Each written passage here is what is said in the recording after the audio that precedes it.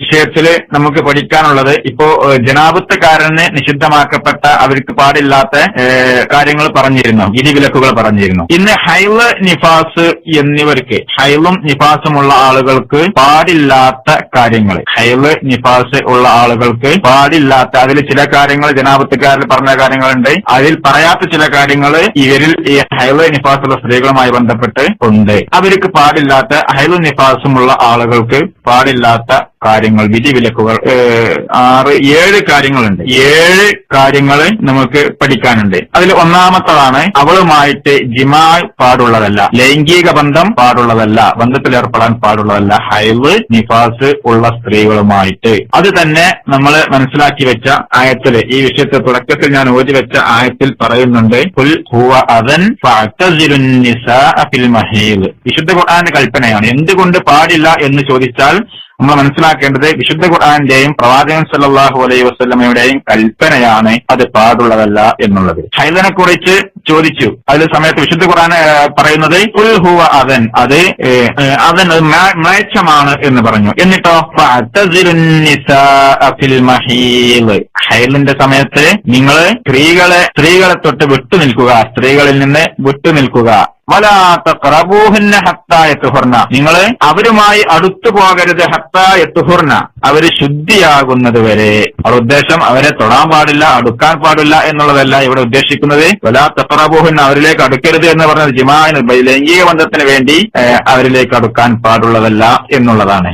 ലൈംഗിക ബന്ധം പാടുള്ളതല്ല എന്ന് മനസ്സിലാക്കി വെക്കുക. അപ്പൊ വിശുദ്ധ ഖുർആന്റെ കൽപ്പനയാണ്. സൂറത്തുൽ ബഖറയിലെ എത്രാമത്തെ ആയത്താണ്? സൂറത്തുൽ ബഖറയിലെ 222 ആയത്തിലാണ് ഇതുള്ളത്, വിശുദ്ധ ഖുർആന്റെ കൽപ്പനയായിട്ട്. ഇതല്ലാതെ ലൈംഗിക ജിമാ അല്ലാത്ത മറ്റു രൂപത്തിലുള്ള സ്ത്രീകളിൽ നിന്ന് സുഖം ആസ്വദിക്കുന്നതിന്, സുഖമെടുക്കുന്നതിന് വിരോധമില്ല. മറ്റു രൂപത്തിൽ ലൈംഗിക ബന്ധമല്ലാത്ത മറ്റു രൂപങ്ങളിൽ സ്ത്രീകളെ ആസ്വദിക്കുന്നതിന് വിരോധമില്ല. അത് മനസ്സിലാക്കി വെക്കുക. നബി സല്ലല്ലാഹു അലൈഹി വസല്ലമ പറഞ്ഞ ഒരു ഹദീസിലും നമുക്ക് കാണാൻ സാധിക്കും, ഇസ്നഉ കുല്ല ഷൈഇൻ ഇല്ല നിക്കാഹ്. ഹദീസ് ശ്രദ്ധിക്കുക, ഇസ്നഉ കുല്ല ഷൈഇൻ, എല്ലാം ഈ സമയത്ത് എന്ത് ചെയ്യാം? എല്ലാം ചെയ്തു കൊള്ളാം, പക്ഷേ ഇല്ല നിക്കാഹ്, നിക്കാഹ് ഒഴികെ. നിക്കാഹ് എന്ന് പറഞ്ഞാൽ ഇവിടെ പണ്ഡിതന്മാർ അതിന് അർത്ഥം പറഞ്ഞിട്ടുള്ളത് ജിമാ ആണ്, ലൈംഗിക ബന്ധമാണ്. ലൈംഗിക ബന്ധമല്ലാത്ത മറ്റെല്ലാ കാര്യങ്ങളും എന്ത് ചെയ്യാം? ഹൈള് നിഫാസുള്ള സമയങ്ങൾ നിങ്ങൾക്ക് ചെയ്യാവുന്നതാണ്, മറ്റുള്ള രൂപത്തിൽ സുഖമെടുക്കാവുന്നതാണ് എന്ന് ഇമാം മുസ്ലിം ഉദ്ധരിച്ച ഹദീസിൽ കാണാൻ സാധിക്കുന്നതാണ്. അപ്പൊ ഇതാണ് ഒരു ആയത്തും ഒരു ഹദീസും നമ്മൾ അതിന് തെളിവ് പറഞ്ഞു.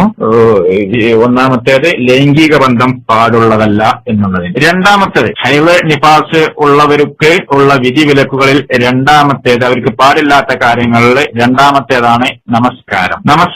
നമസ്കാരം അവർക്ക് പാടുള്ളതല്ല, ഹറാമാണ്. മൂന്നാമത്തേതാണ് നോമ്പ്. നമസ്കാരം, നോമ്പ്. ഒന്ന് ലൈംഗിക ബന്ധം, മറ്റൊന്ന് നമസ്കാരം, മൂന്നാമത്തേത് നോമ്പ്. ഈ നമസ്കാരവും നോമ്പും അവർ ചെയ്തു കഴിഞ്ഞാൽ അത് ഹറാം എന്നാണ് അതിന്റെ ഹുക്മ. ഹറാമാണ്, നിഷിദ്ധമാണ് എന്ന് നമ്മൾ മനസ്സിലാക്കി വെക്കുക. ഇതില് നോമ്പ് എന്ത് ചെയ്യേണ്ടതുണ്ട്? ഖളാ വീട്ടേണ്ടതുണ്ട്. നമസ്കാരം ഖളാ വീട്ടേണ്ടതില്ല. ഈ ഹൈള് നിഫാസ് ഉള്ള സമയത്ത് ഹൈളുള്ള ആളുകൾ, സ്ത്രീകള് ഒരാഴ്ചയും, അതേ പ്രകാരം നിഫാസുള്ള സ്ത്രീകള് 40 ദിവസവും ആ സമയത്ത് നോമ്പുണ്ട് എങ്കിൽ, നോമ്പ് കാലം റമദാൻ മാസത്തിലാണ് എങ്കിൽ അവര് ആ നോമ്പ് കഴിഞ്ഞതിന് ശേഷം, റമദാൻ അവരെ ശുദ്ധിയായതിനു ശേഷം അവർക്ക് നഷ്ടപ്പെട്ട നോമ്പ് നോറ്റ് വീട്ടേണ്ടതാണ്. സ്ത്രീകൾ ഒരു മാസം മുഴുവനും പ്രസവ സമയത്തായിട്ട് കിടക്കുന്ന, അശുദ്ധിയിൽ കിടക്കുന്ന സമയത്താണെങ്കിൽ അവർക്ക് ആ ഒരു മാസത്തെ മുഴുവൻ നോമ്പും എന്ത് ചെയ്യേണ്ടതുണ്ട്? നോറ്റ് വീട്ടേണ്ടതുണ്ട് എന്ന് മനസ്സിലാക്കി വെക്കുക. അതേപ്രകാരം നമസ്കാരം, ആ നമസ്കാരം എന്ത് ചെയ്യേണ്ടതില്ല മുഴുവൻ. ഒരു സ്ത്രീ ഒരു മാസം അല്ലെങ്കിൽ 40 ദിവസം ഇങ്ങനെ 5 നേരം നമസ്കാരം ഒഴിവാക്കിയിട്ടുണ്ടാവും. ആ സംസ്കാരം ശുദ്ധിയായി കഴിഞ്ഞ ശേഷം എനിക്ക് 40 ദിവസത്തെ നമസ്കാരം ബാക്കിയുണ്ട് എന്ന് പറഞ്ഞാണ്ട് ഓരോ ദിവസം, ഒന്നാമത്തെ ദിവസത്തെ ളുഹർ, രണ്ടാമത്തെ ദിവസത്തെ അസ്ർ, അങ്ങനെ ഓരോ ദിവസങ്ങൾ എണ്ണി പറഞ്ഞിങ്ങനെ നമസ്കരിക്കേണ്ട ആവശ്യമില്ല എന്ന് പ്രവാചകൻ സല്ലല്ലാഹു അലൈഹി വസല്ലമ പഠിപ്പിച്ച ഹദീസിൽ നിന്ന് നമുക്ക് മനസ്സിലാക്കാൻ സാധിക്കും. ഹദീസ് ശ്രദ്ധിക്കുക. ആയിഷ റളിയല്ലാഹു തആല അൻഹ, പ്രവാചകൻ സല്ലല്ലാഹു അലൈഹി വസല്ലമയുടെ പ്രിയ പത്നി ആയിഷ റളിയല്ലാഹു തആല അൻഹ ഉദ്ധരിക്കുന്ന ഹദീസ്, കുന്നാ നഹീലു ഇൻദ റസൂലില്ലാഹി സ്വല്ലല്ലാഹു അലൈഹി വസല്ലം, ഞങ്ങൾ റസൂലുള്ളാഹി സ്വല്ലല്ലാഹു അലൈഹി വസല്ലമയുടെ അരികിലായിരിക്കെ ഹൈദ് ഉണ്ടാകുന്ന സമയത്തായിരിക്കെ ഫയഉമുറുനാ, അപ്പോൾ റസൂലുള്ളാഹി സ്വല്ലല്ലാഹു അലൈഹി വസല്ലം ഞങ്ങളോട് കൽപ്പിക്കാറുണ്ടായിരുന്നു എന്ത്? ബി ഖളാഇസ് സൗം, നോമ്പ് നോറ്റ് വീട്ടാൻ, നോമ്പ് ഖളാ വീട്ടാൻ. ഹൈദ് ഉണ്ടായിരിക്കെ ആ ഹൈദിൽ നിന്ന് ശുദ്ധിയായി കഴിഞ്ഞാൽ അവരോട് നോമ്പ്, നിങ്ങൾക്ക് നഷ്ടപ്പെട്ട നോമ്പ് നിങ്ങൾ ഖളാ വീട്ടണം എന്ന് കൽപ്പിക്കാറുണ്ടായിരുന്നു. മാത്രവുമല്ല വലാ നുഅ്മറു, നിങ്ങൾ അതല്ലെങ്കിൽ വലാ യഅ്മുറുന, മറ്റൊരു ഹദീസ് വലാ നുഅ്മറു ബിഖളാഇൽ ഹാജ എന്നുണ്ട്. വലാ യഅ്മുറുന, റസൂൽ ഞങ്ങളോട് കൽപ്പിക്കാറുണ്ടായിരുന്നില്ല ബിഖളാഇസ് സ്വലാത്ത്, നമസ്കാരം നോറ്റ് വീട്ടാൻ കൽപ്പിക്കാറുണ്ടായിരുന്നില്ല. ഇതാണ് നമസ്കാരവും നോമ്പുമായി ബന്ധം. അവർക്ക് പാടില്ലാത്ത കാര്യം നമസ്കാരം, പക്ഷേ നമസ്കാരം അത് നോറ്റ് വീട്ടേണ്ടതില്ല, നോമ്പ് പിന്നീട് നോറ്റ് വീട്ടണം എന്നുള്ളത്. ഇതാണ് ഈ ഹദീസാണ് അതിന് തെളിവായിട്ട് നമ്മൾ പഠിച്ചിരിക്കേണ്ടത്. റസൂലുള്ളാഹി സ്വല്ലല്ലാഹു അലൈഹി വസല്ലം ഞങ്ങളോട് നോമ്പ് ഖളാ വീട്ടാൻ കൽപ്പിക്കുകയും നമസ്കാരം ഖളാ വീട്ടാൻ പിന്നീട് നിർവഹിക്കുവാൻ വേണ്ടി കൽപ്പിക്കുകയും ഉണ്ടായിട്ടില്ല. നോമ്പ് ഖളാ വീട്ടാൻ കൽപ്പിച്ചു, നമസ്കാരം ഖളാ വീട്ടാൻ കൽപ്പിക്കാറുണ്ടായിരുന്നില്ല എന്ന് പ്രത്യേകം ഹദീസിൽ കാണാൻ സാധിക്കും. പിന്നെ നാലാമത്തേതാണ്, ഇത് നമ്മളെ കഴിഞ്ഞ ക്ലാസ്സിൽ പറഞ്ഞ ജനാപത്തുകാരന് പാടില്ലാത്ത കാര്യങ്ങൾ ഏതെങ്കിലും വന്നിട്ടുണ്ടോ? ജനാപത്തുകാരന് പാടില്ലാത്ത കാര്യങ്ങളിൽ ജനാപത്തുകാരന് പാടില്ലാത്ത കാര്യങ്ങൾ നമ്മൾ പഠിച്ചിട്ടുള്ള ഒന്നാമത്തെ കാര്യം ജിമാഅ് ആണോ? പറയട്ടെ, നമസ്കാരം നമ്മൾ പറഞ്ഞു. ഞാന് ഈ ജനാപത്തുകാരന് പാടില്ലാത്ത കാര്യങ്ങളിൽ നമസ്കാരം പറഞ്ഞു, ഒന്നാമത്തേത്. അതെ, ശരി. പിന്നെ ഇതാണ്, ഇതില് ജിമാഅ് എന്തില്ല പറഞ്ഞിട്ടില്ല കേട്ടോ. ഇനി നമ്മൾ മനസ്സിലാക്കേണ്ടത് ഓക്കെ, ശരി. അടുത്തത് നോമ്പ്, അതിൽ പറയുന്നില്ല കേട്ടോ. നോമ്പ് പറയാം, കാരണം ജനാപത്തുകാരനായി കഴിഞ്ഞാൽ ശുദ്ധി ആയിക്കൊണ്ട് നോമ്പ് നോറ്റ് വീട്ടേണ്ടതുണ്ട് എന്നുള്ളത് കൊണ്ടാണ് നോമ്പ് അവിടെ പറയാത്തത്. മറ്റൊന്നാണ്, അതിൽ പറഞ്ഞ ഒന്നാണ് മറയില്ലാതെ മുസ്ഹഫ് സ്പർശിക്കല്. ഹൈദ് നിഫാസ് ഉള്ളവർക്ക് പാടില്ലാത്ത കാര്യമാണ് മറയില്ലാതെ മുസ്ഹഫ് സ്പർശിക്കല്. അത് അവർക്ക് പാടുള്ളതല്ല. ഇപ്പോ കഴിഞ്ഞ ക്ലാസ്സിലൊക്കെ വിശദീകരിച്ചതുപോലെ വിശുദ്ധ ഖുർആനൊക്കെ പാരായണം ചെയ്യുന്നതിൽ അത് മറന്നു പോകും എന്ന് ഭയപ്പെട്ട് കഴിഞ്ഞാൽ പാരായണം ചെയ്യലതിൽ പെട്ടിട്ടോ, ഖുർആൻ സ്പർശിക്കലും പാരായണം ചെയ്യലും എന്നാക്കി മനസ്സിലാക്കി വെക്കുക. അങ്ങനെ എഴുതിയേക്കാം. നമുക്ക് രണ്ടും കൂടി ഒന്നിച്ച് ഉൾപ്പെടുത്താം. നാലാമത്തെ കാര്യത്തില് ഖുർആൻ സ്പർശിക്കലും അതേപ്രകാരം പാരായണം ചെയ്യലും. കഴിഞ്ഞ ക്ലാസ്സിൽ വിശദീകരിച്ചെന്ന് മറന്നു പോകുമെന്നൊക്കെ ഭയമുണ്ട് എങ്കിൽ അവർക്കത് ഓതാവുന്നതാണ്. ഇപ്പൊ ഹാഫിലിങ്ങളായ ആളുകൾ ഉണ്ടാവും, അത് കുറച്ച് ഒരു മാസം മുഴുവൻ തുടർച്ചയായിട്ട് സ്ത്രീകളായിട്ടുള്ള ആളുകൾ ഓതാതിരുന്നാൽ മറന്നു പോകുമെന്നുണ്ടെങ്കിൽ വിശുദ്ധ ഖുർആൻ തൊടാതെ സ്പർശിക്കാതെ എന്ത് ചെയ്യുക, അതല്ലെങ്കിൽ മറയോടുകൂടി സ്പർശിച്ചിട്ട് പാരായണം ചെയ്യാവുന്നതാണ്.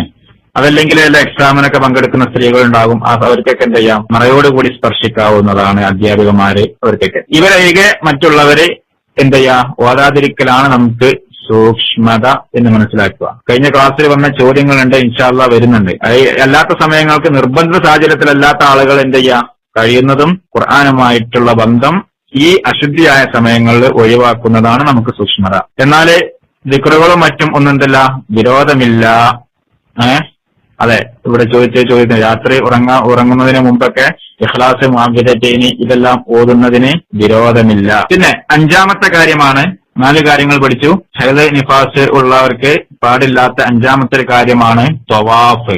പരിഭാഷയെ തൊടാമോ? ഇൻഷാ അല്ലാഹ് അതിന്റെ വിശദീകരണം വരുന്നുണ്ട്. അത് അഞ്ചാമത്തെ കാര്യം തവാഫ്. ശ്രദ്ധിക്കുക, തവാഫാണ് പാടില്ലാത്തത്.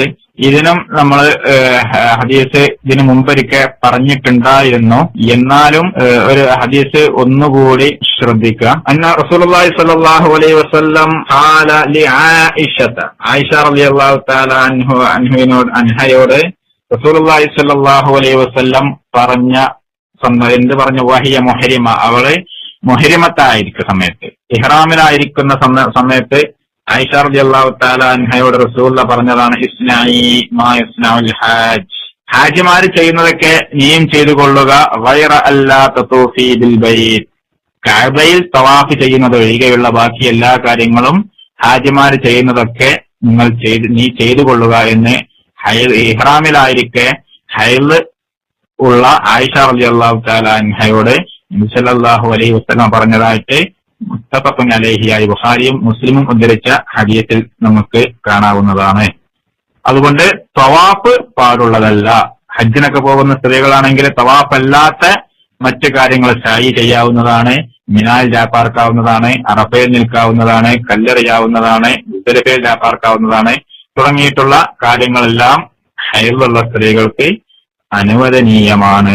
തവാഫ് ഹൈദിൽ നിന്ന് ശുദ്ധിയായതിനു ശേഷം അവർ ചെയ്തു കൊള്ളുക.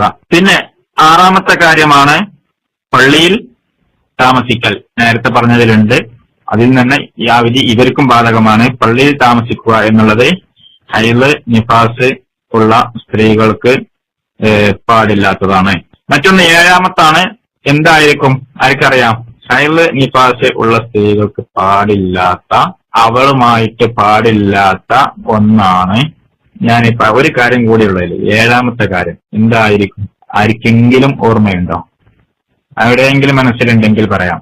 മാഷാ അല്ലാഹ്, ഹനീൻ കറക്റ്റ്. ഹനീൻ ഇബ്നു അഷ്റഫ് പറഞ്ഞതാണ് ശരി. സലാത്ത് ശരിയാണ്. ഹൈദുള്ളവരുമായിട്ട് എന്ന് പറഞ്ഞപ്പോൾ ഓടിയിട്ടുണ്ടാകുക. ഹൈദുള്ളവരുമായിട്ട് നമുക്ക് പാടില്ലാത്തതാണ് തൊലാഖ് എന്നുള്ളത്. ഹൈദ സമയത്ത് തൊലാഖ് പാടുള്ളതല്ല എന്ന് റസൂലുള്ളാഹി സ്വല്ലല്ലാഹു അലൈഹി വസല്ലമയുടെ കൽപ്പന വന്നിട്ടുണ്ട്.